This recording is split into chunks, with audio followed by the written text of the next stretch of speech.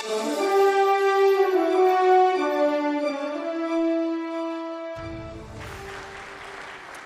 next inductee tonight is actually a family affair. Next, it's not one person, but a family totally committed to the sport of auto racing. Kevin and Gordon Gundaker have been instrumental in the sport for many years. Kevin's racing career earned him entry into the National Dirt Late Model Hall of Fame in 2011. Gordon, with the success of his real estate business, was able to support Kevin all along the way. And the father-son team formed G&G Motorsports, taking over the ownership and management of Tri-City Speedway in 2005. The many improvements the Gundakers have made to the facility have earned it recognition as one of the top 10 dirt tracks in the nation, with many of the top dirt car touring series stopping there regularly. The track also has become well known for its family atmosphere, with kids encouraged to come out and get the sport of auto racing into their blood.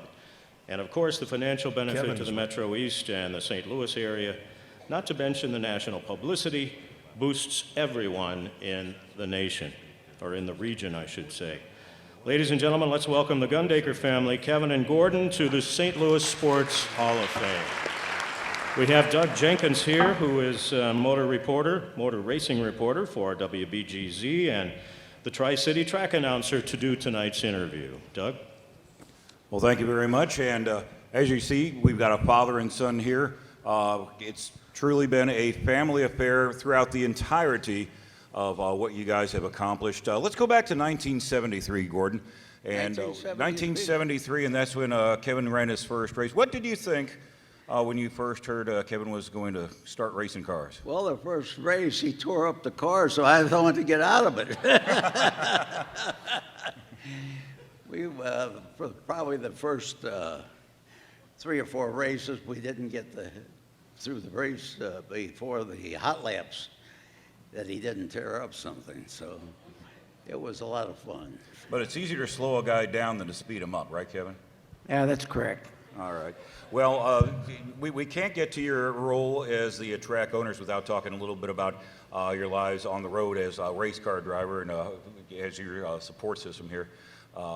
And one of your biggest accomplishments and biggest disappointments all in one was the 1980 World 100.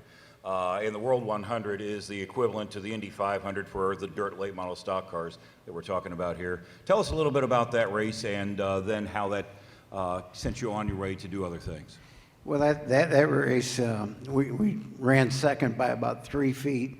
We were put to the tail a couple times for altercations that day, and we came back through, and that one still haunts me after 30-something years of racing that, we were that close but that far away, because nobody ever remembers who ran second in the Indy 500 or the Daytona 500, and in my case, the World 100. And that one still today really bothers me. So the 1980s are moving along, and you've got quite the reputation now being built up around the entire Midwest. You're racing in Iowa, you're racing in Nebraska, you're racing back here in the St. Louis area. And any time that you saw that orange number 11 with the Gundaker Realtors Better Homes and Garden sign on the back roll in, you know it was going to be a show. Gordon, tell us about how you were watching Kevin's career blossom. Well, I don't think you really want to know that. that's a long story, but he became one of the best racers that I've ever seen. We had over there at Tri-City, we had Rusty, we had Mike, we had Kenny Wallace, and they all grew up together. And we went over to Daytona to race one race over there, and had a pretty bad accident. And I can remember going to the hospital over there in infield, and the doctor came out of the room and he said, "Mr. Gundaker, have a seat." And he looked like he was a butcher. He had the butcher outfit on and blood all over. And I was thinking the worst. And he said, we've had 4 or 5 bad accidents here in Daytona. And he said, we're going to fly your son out to the hospital because you never know what you're going to run into, you know. Every race that I was at, it was just, I don't know how many of you have ever been, you're right on the edge, and you feel like you're there, and you get beat out maybe at the wire. But we enjoyed what we did. And I remember there for a while, we were going, I got a motor home, and we left it Thursday and came back on Tuesday.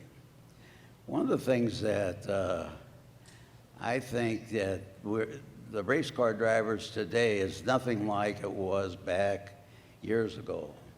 And that is that I used to wonder the big billboards that were on up there, and it said, "Welcome race car drivers and fans." And I used to think that how they used to tear up the place, why in the world they'd ever want them back, you know. But we had a great time. And I saw this guy perform, and I think that one year in '80, we put the car on the track for 39 races you won that year out of 52. So it's been a good ride. Quite the percentage there. So let's fast forward, because I don't want to run us out of time, to 2004, I believe it was. I interviewed you on the front straightaway at Tri-City Speedway after a big win. And you mentioned something then that planted the seed in my mind, thinking, you know what, this guy's going to buy the track. Were you two talking about it even back then? Well, I think how it was approached to us is the previous owner that night approached us. He said, "You own this place already." He said, "You ought to just buy it." And we ran really good there, and we had the track record, and we had a lot of things. And I said I'd entertain that thought, and then came back and went to my dad here, and we sat down and talked about it, and we made a deal with Bobby Winnie, and in the winter of 2004, 2005, we purchased Tri-City Speedway. And here we are in 2022, and you've hosted some of the biggest names in racing, some of the biggest events in the dirt track racing. What do you still have to do? What is on the table for 2022 and beyond? 2022 is going to be our biggest year yet. We've got, leading up to the Cup race there at Worldwide Technology, we run on Wednesday, Thursday, and Friday, and Kyle Larson is committed to running all 3 days with us, where we run the super late models on Wednesday, the USAC midgets on Thursday, then we come back and we run the World of Outlaw late models and the MOA sprint cars on Friday. Which just leads us into the Craftsman Truck Series on Saturday and the Cup race on Sunday. And I know on Friday night we have Matt Crafton, we have Kenny Wallace, we have quite a few of the Cup guys coming over to run modifieds as well. Well, any Friday night, I know you'd welcome anybody in this room to come on over and enjoy a little bit of what we do. Oh, for sure. We'd love to have you as our guest. Anybody here that would love to come over and see some great dirt track racing and get a little dirt in their beer, we'd be glad to have you. Well, Kevin, in wrapping up here, in the 12 years that I've been back at the track with you and Tammy running the place, one thing I've noticed is it's really a family affair. Would you like to take a moment just to recognize some of the people that are here tonight? Well, there's no doubt. First of all, in family, my wife, Tammy, she handles everything, handles so much. And without her, we wouldn't be here today. And then I have my sisters, Kim, Dana, Beth. Amy couldn't be here, and their husbands, Ed and Billy. They're pretty good darn fans anyways. And a really good friend of ours came down from Jeff City tonight to be with us, Reed Millard, and he supported us for several years and supports the boys. And then my two sons, Gordy and Trevor, they're their mainstay of taking the racing farther and putting our names still out there where they're racing today. And actually, Gordy leaves Wednesday for Pennsylvania, and Trev's going with him. And then he comes back, and we go to the Lucas Oil Speedway for the next weekend. So yeah, it's gonna.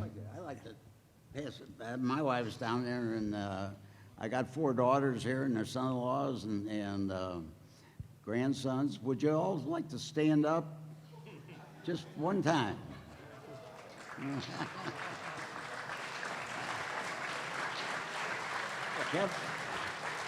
This has been a Kevin's got 2 sons that are coming up are going to be darn good race car drivers.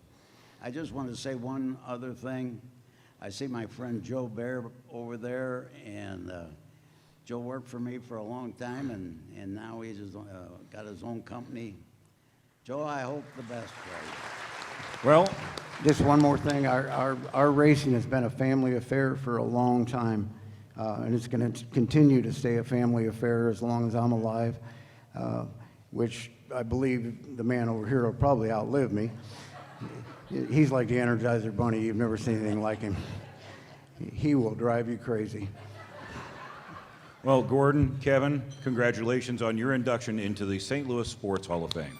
Thank you very much. Appreciate it.